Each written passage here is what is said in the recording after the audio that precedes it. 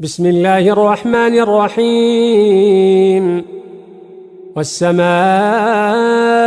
والطارق وما أدراك ما الطارق النجم الثاقب إن كل نفس لما عليها حافظ فلينظر الإنسان مما خلق من ماء دافق يخرج من بين الصلب والترائب إنه على رجعه لقادر يوم تبلى السرائر فما له من قوة ولا ناصر والسماء ذات الرجع والأرض ذات الصدع إنه لقول فصل وما هو بالهزل إنهم يكيدون كيدا وأكيد كيدا فمهل الكافرين أمهلهم رويدا. بسم الله الرحمن الرحيم سبح اسم ربك الأعلى الذي خلق فسوى والذي قدر فهدى والذي أخرج المرعى فجعله غثاء أحوى سنقرئك فلا تنسى إلا ما شاء الله إنه يعلم الجهر وما يخفى ونيسرك لليسرى فذكر إن نفعت الذكرى سيذكر من يخشى ويتجنبها الأشقى الذي يصلى النار الكبرى ثم لا يموت فيها ولا يحيا قد أفلح من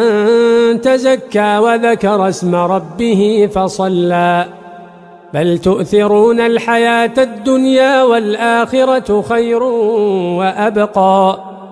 إن هذا لفي الصحف الأولى صحف إبراهيم وموسى. بسم الله الرحمن الرحيم هل أتاك حديث الغاشية وجوه يومئذ خاشعة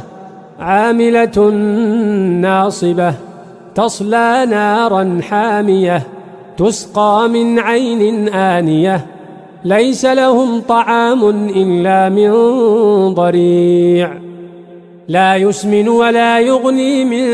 جوع وجوه يومئذ ناعمة لسعيها راضية في جنة عالية لا تسمع فيها لاغية فيها عين جارية فيها سرر مرفوعة وأكواب موضوعة ونمارق مصفوفة وزرابي مبثوثة أفلا ينظرون إلى الإبل كيف خلقت وإلى السماء كيف رفعت وإلى الجبال كيف نصبت وإلى الأرض كيف سطحت فذكر إنما أنت مذكر لست عليهم بمسيطر إلا من تولى وكفر فيعذبه الله العذاب الأكبر إن إلينا إيابهم ثم إن علينا حسابهم.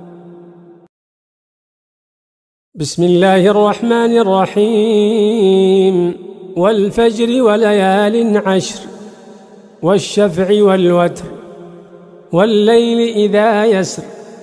هل في ذلك قسم لذي حجر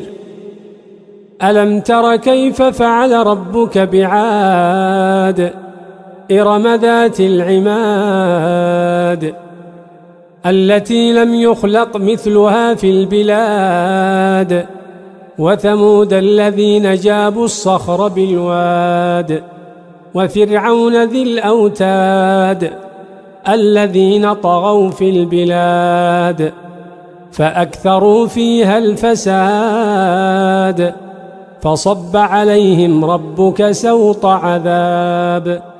إن ربك لبالمرصاد فأما الإنسان إذا ما ابتلاه ربه فأكرمه ونعمه فيقول ربي أكرمن وأما إذا ما ابتلاه فقدر عليه رزقه فيقول ربي أهانن كلا بل لا تكرمون اليتيم ولا تحاضون على طعام المسكين وتأكلون التراث أكلا لما وتحبون المال حبا جما كلا إذا دكت الأرض دكا دكا وجاء ربك والملك صفا صفا وجيء يومئذ بجهنم يومئذ يتذكر الإنسان وأنى له الذكرى يقول يا ليتني قدمت لحياتي فيومئذ لا يعذب عذابه أحد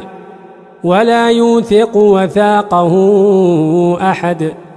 يا أيتها النفس المطمئنة ارجعي إلى ربك راضية مرضية فادخلي في عبادي وادخلي جنتي.